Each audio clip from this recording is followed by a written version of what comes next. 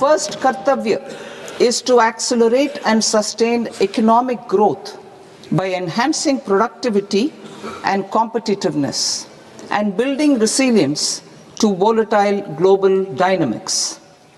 Our second kartavya is to fulfill aspirations of our people and build their capacity, making them strong partners in India's path to prosperity. Our third kartavya, aligned with our vision of Sabka Saath, Sabka Vikas, is to ensure that every family, community, region, and sector has access to resources, amenities, and opportunities for meaningful participation. This threefold approach requires a supportive ecosystem. The first requirement is to sustain the momentum of structural reforms, continuous, adaptive, and forward-looking.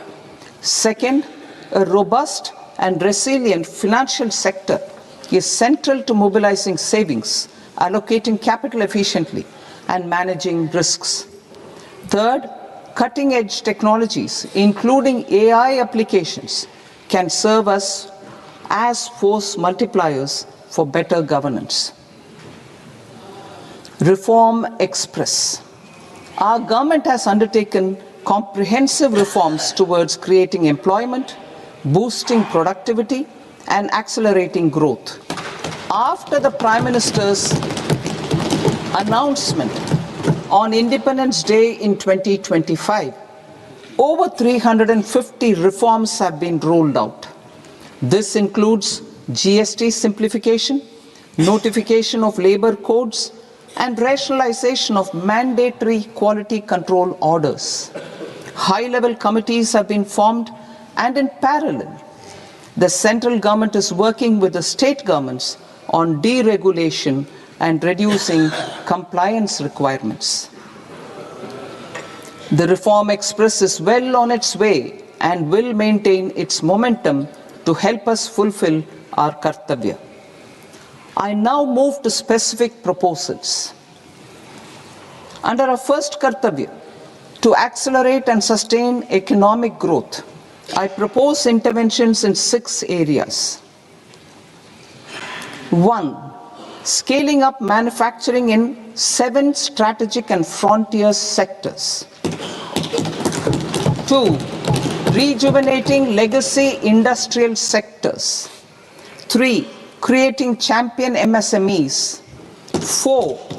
Delivering a powerful push for infrastructure. 5. Ensuring long-term security and stability. And 6. Developing city economic regions.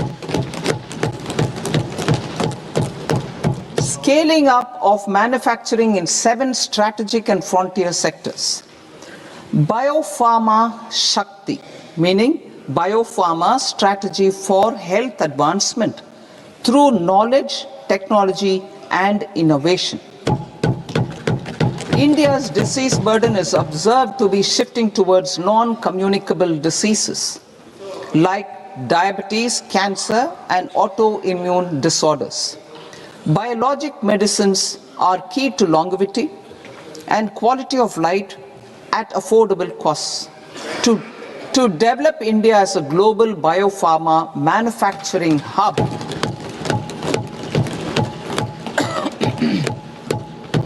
I propose the Biopharma Shakti with an outlay of 10,000 crores over the next 5 years. This will build the ecosystem for domestic production of biologics and biosimilars.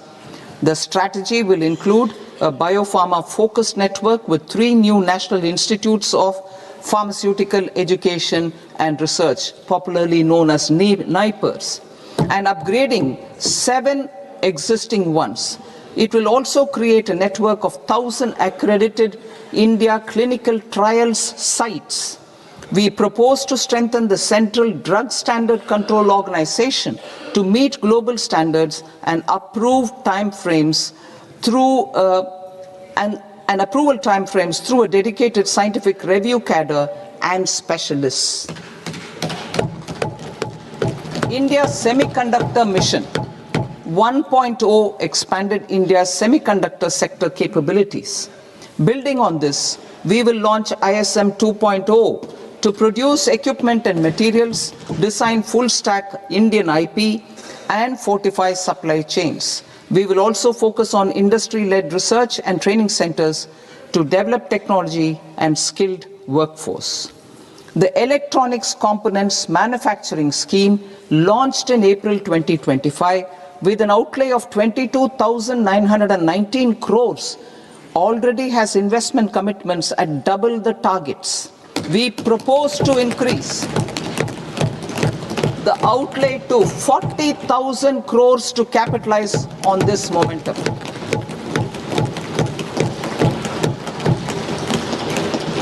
A scheme for rare earth permanent magnets was launched in 2025 November. We now propose to support the mineral-rich states of Odisha, Kerala, Andhra Pradesh and Tamil Nadu to establish dedicated rare earth corridors to promote mining, processing, research and manufacturing. To enhance domestic chemical production and reduce import dependency, we will launch a scheme to support states in establishing 3 dedicated chemical parks through challenge route on a cluster-based plug-and-play model. Strong capital goods.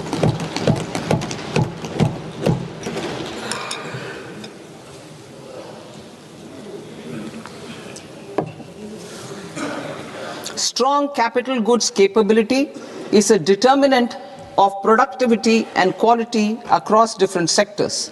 Towards building this capacity, I propose the following.